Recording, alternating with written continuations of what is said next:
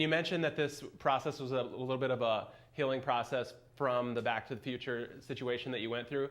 For me, growing up and loving those movies, Back to the Future, and thinking that you did such a great job in those movies and were such a big part of it, it's a bummer to hear that whole process wasn't exactly a good one for you. Well, I'm not when in you look back. I'm do not, you think you'll ever? I'm not in the. Do you think movies. you'll ever look back and have good memories about that film? I'm not in. Just to be very clear, I'm only in the first film. I was not in the second or third film. That's what, of course, is very, very, very endlessly frustrating. Is that what they did was illegal, and I have to always inform people years and years later now, that this was not me, which is very frustrating. And there's one producer in particular named Bob Gale who has no repentance on the fact that he was involved in illegal activity. And he said, he's made lies up to try to absolve himself for what he did that was illegal. It's a common thing that criminals will do, where they'll blame the victim of their criminal activity.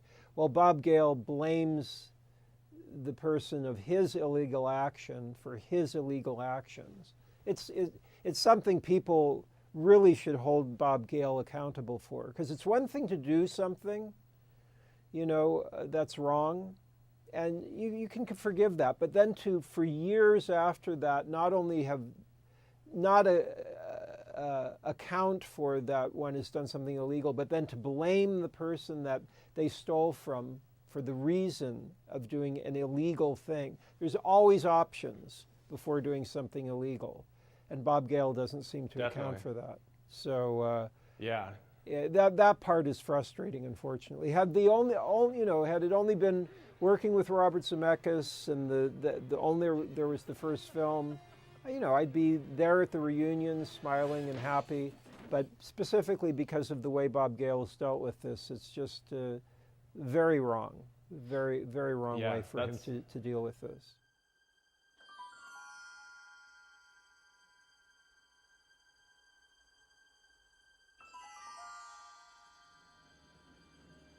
Are we back? We're back.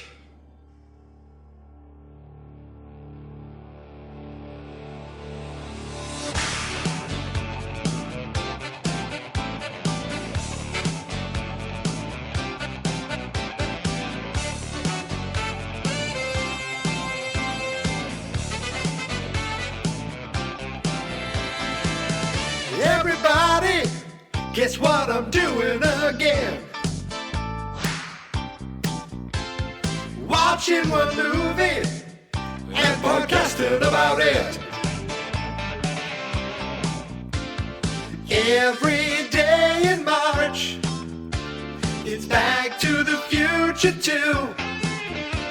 So listen each day, or at least try, as I bring you year 2 of Marchy McFly.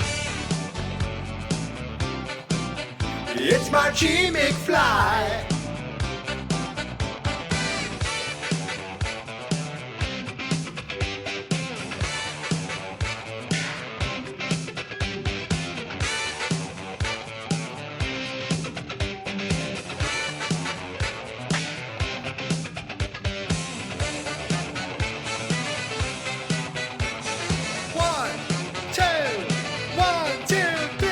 Marchy McFly.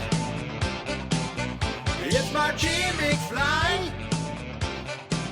Oh, Marchy McFly. It's Marchy McFly.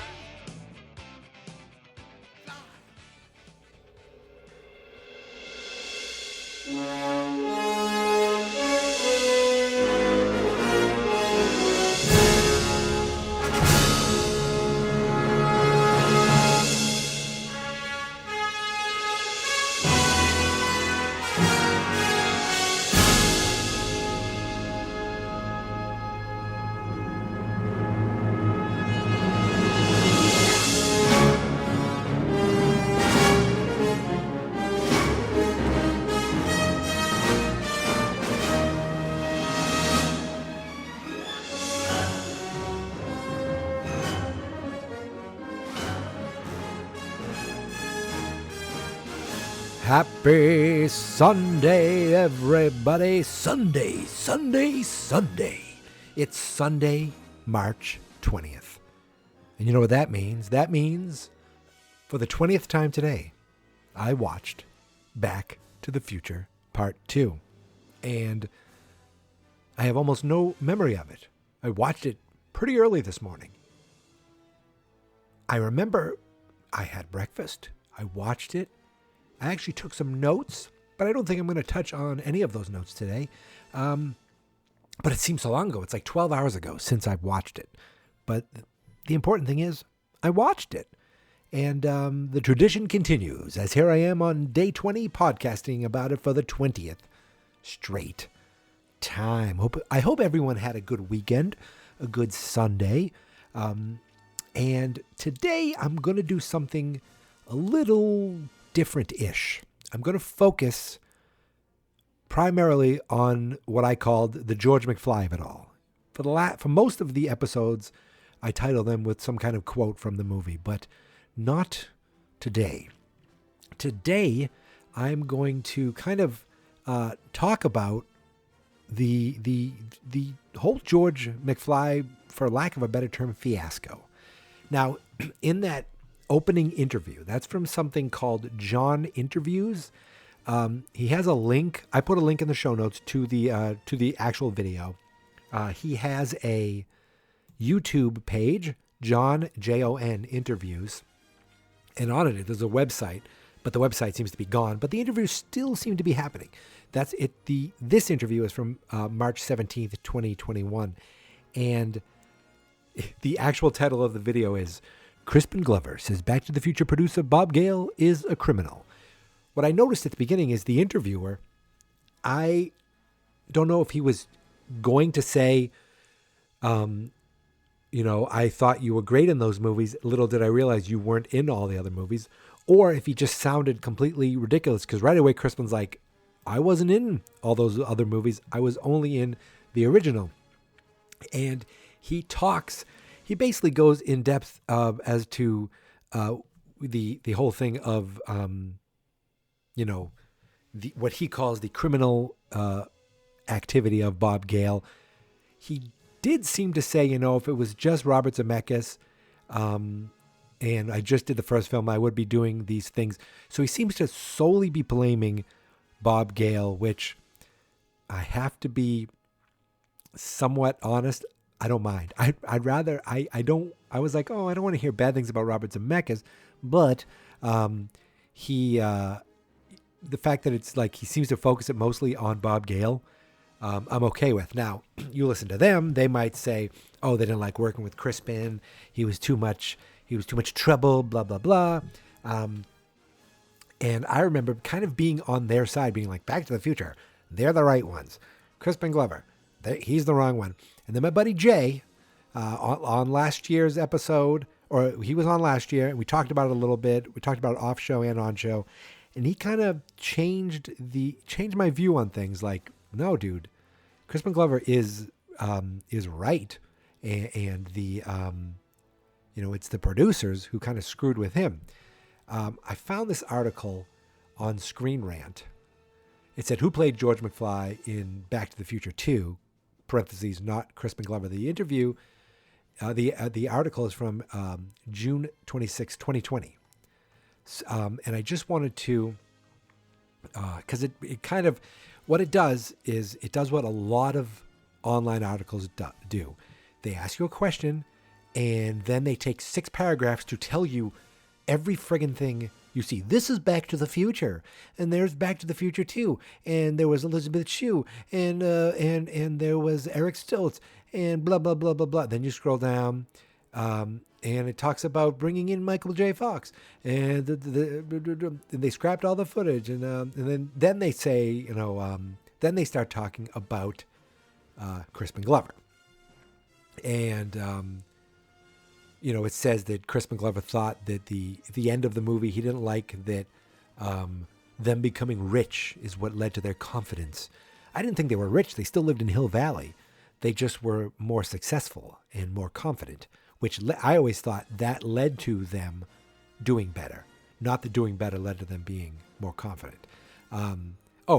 It does say that. He and the family have become rich thanks to his newfound confidence, and linking wealth with happiness was horrible. No, I think it's linking happy. I don't know. I'm going the opposite direction. So, but okay, that is exactly what he felt. So it says Crispin Glover has since revealed he was offered much less money than his other returning co-stars for Back to the Future 2. So he dropped out. And I read something where it's like he was getting offered like I think I mentioned on this episode, on this show, like 170 something. And then they ended up getting $750,000 after suing. And it talks about how the actor Jeffrey Weissman, who was in Pale Rider, stepped into the role. And it gives a little detail that I'm going to let Jeffrey Weissman say in his own words in a few minutes. But just quickly, I'm going to read, since Back to the Future Part 2 and Part 3 used Crispin Glover's likeness without his permission or compensation, he launched a lawsuit against the production. We said he was awarded $700 and something thousand. He was awarded a settlement, and this resulted in changes to the SAG rules about using the likeness of another actor without their consent. Glover was also less than happy with Weissman's performance as George, and Weissman had claimed in an interview with Halcyon Books he was blacklisted by Universal as a result of a conversion, I think it's supposed to say conversation, he had with Glover about the sequel prior to the lawsuit. Jeffrey Weissman has continued to act and recently appeared in the fan film Project 88 Back to the Future TOO2. Oh, that's depressing. But the whole thing with Jeffrey Weissman getting cast in this is actually kind of an interesting story, because the way he talks about it, he makes it seem like it was a little like underhanded for him as well. For that, I'd like you to hear it in the actor's words himself. This next clip is almost 5 minutes long, and by that I mean it's over 5 minutes long. But I wanted to play it in a whole because it's pretty interesting. It's from February 7th, 2020. It's from the New Jersey HorrorCon and Film Festival. It says the title of the video is Jeffrey Weissman on replacing Crispin Glover in Back to the Future 2. And you can check out New Jersey HorrorCon and Film Festival at njhorrorcon.com. And just to give credits, this was filmed by Live Action Media and Chris Stiles. And again, a link to this video is also in the show notes so you can watch the video. It looks like it's a con that features, I believe, we have Marvin Berry there. We have Goldie Wilson there, and there's a couple other people. I think one of them is Michael J. Fox's stand-in, and I don't know who the fourth guy is. And then Jeffrey Weissman. And it's actually kind of interesting. I really didn't know any of this until watching this video today. For me, the casting was a completely bizarre, totally manipulative kind of situation in that I had actually been up for being playing Michael's mentor in a film called The Secret of My Success. And I didn't get cast because I was too tall. Michael's 5'6" or something, and so I was too tall. Do you have a problem with that? Yeah.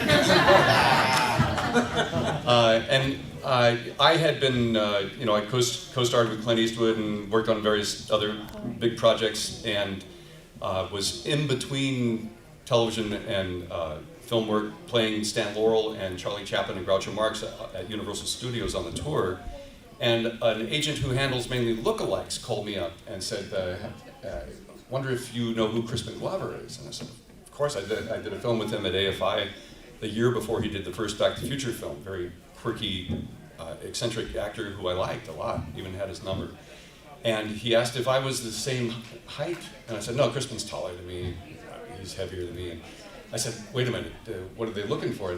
And I was told just a stand-in photo double for a film. And I knew the sequels to Back to the Future was in the works, and I said, is this for Back to the Future? And the agent said, I'm not at liberty to say. I was like, get me in there.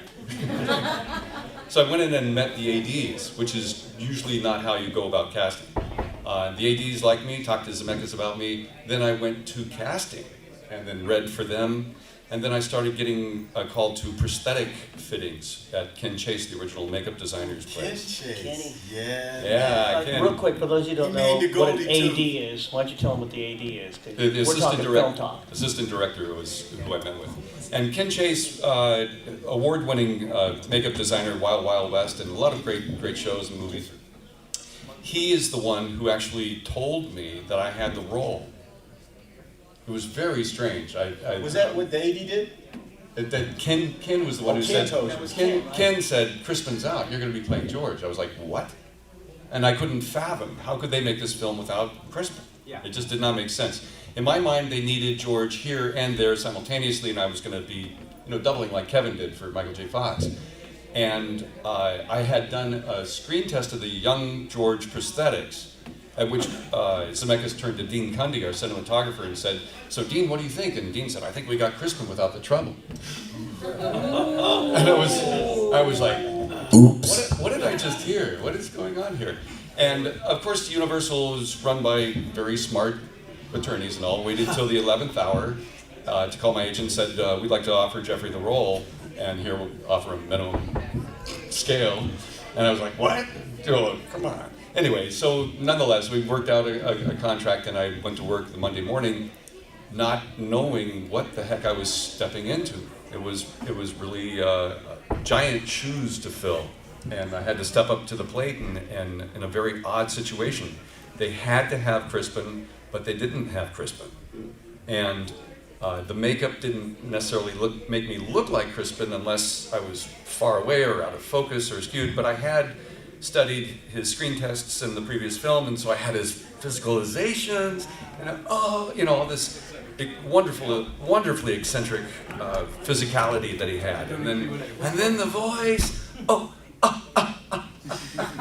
getting all that stuff down, and I had actually called Crispin when I was up for it. I left him a message. I said, we worked together on this film at AFI with Daniel Hurley, and if you have any sway, I could use the work. My wife at the time was having our second kid, and I needed the health insurance. And he didn't call me back until he wanted to sue, until the third film came out. And, he told me sad stories of how he was mistreated on the first film. And, I had heard, while I was hanging upside down, I had a crew member come up to me and say, all this torture was meant for Crispin. And I was like, oh, great, I'm such a lucky guy. And it was really hard. I was kept between sort of a rock and a hard place. They did not want me to promote myself. I couldn't get any photos from the production for at least 6 months after the third film came out. And a lot of mysterious things happened. It was very uncomfortable. And Crispin sued, but it never went to court. And they gave him $750,000. I find it fascinating that he was kind of secretly hired. Like, they didn't even want to tell him, look, it looks like he sounded like he was going to be doing film, like stand-in stuff at first. And then someone's like, oh no, you have the job. He's like, I didn't look like him. And it was bizarre that, I also thought it was interesting that he didn't get a job with Michael J. Fox because he was too tall. I don't think that's a Michael J. Fox thing. I think that's a producer's thing. But the talk about how he said it was manipulative. He said how he was brought in for certain things, and then they did some screen tests, and he thought he was, filling in things and like standing in B-roll kind of stuff. And when was it Dean Cundy, the cinematographer, said, I think we have the Crispin without the trouble, or I think it was, or the headache. And it was just, you could see that they were like, we're going to get around this. And the other thing was, when he was hanging upside down, what did they say to him? That this was meant for Crispin, like to torture Crispin, which actually boggles my mind even more, that if you're telling me that Crispin Glover was going to be in this movie, they were still going to do the hanging upside down nonsense of like him being like, I just came up, I got on the golf course. But of course, if you heard the deleted scene, they said a car fell on him from the sky. If they were going to do the exact same thing with Crispin Glover, then, it doesn't matter that he wasn't in this movie. It doesn't matter because his character was so poorly used And who cares if the great, role, if the great character acting of Crispin Glover for this role was in use, because it was wasted, really. Now, in the video, if you go to the video on YouTube, again, there's a link to it in the show notes. It's funny that there's a couple, there's one, the top, at least for me, it's the top comment from something called the AI Show, said, "For my research, Weissman was pretty much treated poorly on the set of the film. Ostensibly, I said ostensibly, like perfect. Did you catch that? Ostensibly, Leah Thompson largely snubbed him. Michael J. Fox reportedly said Crispin ain't gonna like this when he saw him in the makeup." So I don't like the snubbing of it because it's not his fault. But I do like that the actors were like, what is this? And the guy, the comment says, I think Weissman got screwed. He got saddled with a part he wasn't looking for and got treated badly through no fault of his own. He said here's the thing. He's a working actor. He needed this for his health insurance. He was having a kid. And he said that, Crispin Glover, he called him and never heard back from him until the lawsuit. But the whole thing just seems underhanded, and it's a shame. It's a shame because the movie is, the characters. And yes, the main characters are Doc and Marty. But then right after Doc and Marty, it's George, Lorraine, and Biff. They're like the three, the three outer planets kind of orbiting around the two suns. Let's use a Star Wars analogy. Two suns, and then there's 3 planets orbiting them. 3 planets pretty equally sized. Actually, George was bigger, the most used. And just the fact that he is a footnote going forward, the character, because they couldn't, have it, a new person just come in and do it and get away with it and be used to the proper, to like a good level. They just had to stick him in so much old man makeup and hang him upside down. To me, the hanging upside down was so that you couldn't tell. It was to make it harder to tell. That's what I always thought. I always thought, they hung him upside down when he was older, so you couldn't tell it was Crispin Glover, or you couldn't tell it was a new actor. That's what I always got out of it, and that's what I. But if they're saying they were going to do that anyway, that just rubs me even further the wrong way. Jeffrey Weissman is really was really, I would say, an unknown actor. Let's look at I talked about his IMDb in the past, but he was uncredited in a few things. He was, he was in something called I Want to Hold Your Hand, and he was in that Sgt. Pepper's Lonely Hearts Club Band. He was in Twilight Zone, the movie, in the plane episode. He played young man in the episode where John Lithgow sees something on the wing, like Shatner.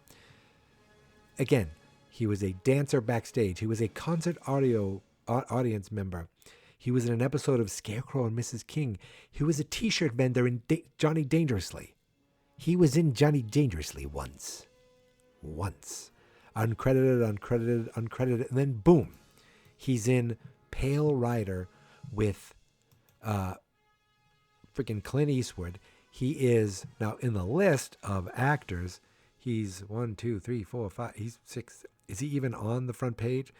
Oh yeah, he's on the front page, but he's listed pretty low down in. So he had a role in the movie, but that led to other things. He was in an episode of Dallas, in an episode of Max Headroom, uncredited as a voice actor in Heathers and in Loverboy, and then all of a sudden, he's Back to the Future 2, Back to the Future 3. I mean, just like boom. And he was saying that while he was doing these things, he also was working as like Stan Laurel and Charlie Chaplin on Universal's like tours. Think about that. So he was like working at the Universal Studios, and all of a sudden they're like, "Well, that guy, stick that guy in there. He could mimic him." And then he goes on to be a voice actor in something called Meet the Applegates. For the Boys, he was uncredited. He was in Saved by the Bell, uncredited. Diagnosis Murder, okay, he was in an episode of that. Just like a lot of uncredited things, which is unfortunate. Shorts, something called To Protect and Serve. To Protect and Serve in 2001, starring, it's supposed to be like police officers. Again, starring nobody I've ever seen before in my life. And the box looks like it was made on Photoshop. A lot of shorts. Angels with Angles. He played Groucho, probably Groucho Marx. Flying Saucer Rock and Roll. Hats Off. I'm in the 2010s now. A lot of shorts. He probably can just go around to conventions and do Back to the Future stuff. He's in the Indie Escape Network. That's a TV series. And he's in something called Treasure Tales. And he's attached to that. And The Standard. Let's look at that's upcoming. So he has things in the hopper, neither of which you will ever see, because they look like really C-level movies that'll be on Tubi someday. That's what they look like. I don't know, for lack of a better kind of way of describing them. So really his big claim to fame is Pale Rider and the other George McFly. It's a shame because the guy, you could see, has some personality. He's not Crispin Glover, but he's trying to do a Crispin Glover. And is the old man. He has, you could see he has some, on the golf course and, I can't think I'm chicken, all that stuff. But he's no Crispin Glover, and he just isn't my George McFly. He's not my George McFly, damn it. But he will go down in history as being George McFly in 2 movies, while Crispin was only George McFly in 1.5, if you think about it, because they still kind of used him in there without his permission. He saw it it said in the credits, archive footage or something. Yep. And speaking of that archive footage, have you ever noticed that the camera angle looking at him at the dance is going up, but Marty McFly is standing up? So what, did Marty get on the ground with his binoculars, or was he low on the stairway? I mean, it's a poorly conceived angle, and I'm just not having any of it. So that's what I wanted to focus today's episode specifically on that, and I want to give a shout out again to the John interviews on YouTube and the New Jersey HorrorCon and Film Festival. You can find again at njhorrorcon.com. All these, both of these videos will be linked to in the show notes, as well as the photo. I've never seen this color photo that I used before, that I found on a blog called Retro Ladyland. This is a 2016 interview with Jeffrey Weissman that you can check it out. And it has this photo of him as, the color photo with him shaking hands. Then in the movie, he's out of focus and you hear Crispin Glover's voice. But the photo itself I'd never seen before. And so there's a link to that article as well if you want to check that out. Now, I'm done. So, Sunday night, 20 days in the books. We did it. Until tomorrow, my friends, you can find me on Twitter and on Instagram at Geek Mentality. The Facebook page is Fans Not Experts. That's because the website is fansnotexperts.com. Thank you so much for listening. Thank you so much for subscribing.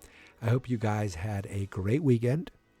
And get ready, because Monday, we're getting right back into it. As tomorrow, I'm going to watch and talk about Back to the Future 2. But until then, here is my theme song. This is my podcast, I made it. Geek Mentality's what I named it. And I think you should listen and subscribe, 'cause I'm kinda funny and awesome. I think that I'm worth your time, and I'm kinda handsome. My mom says, please listen and please subscribe. At least listen to this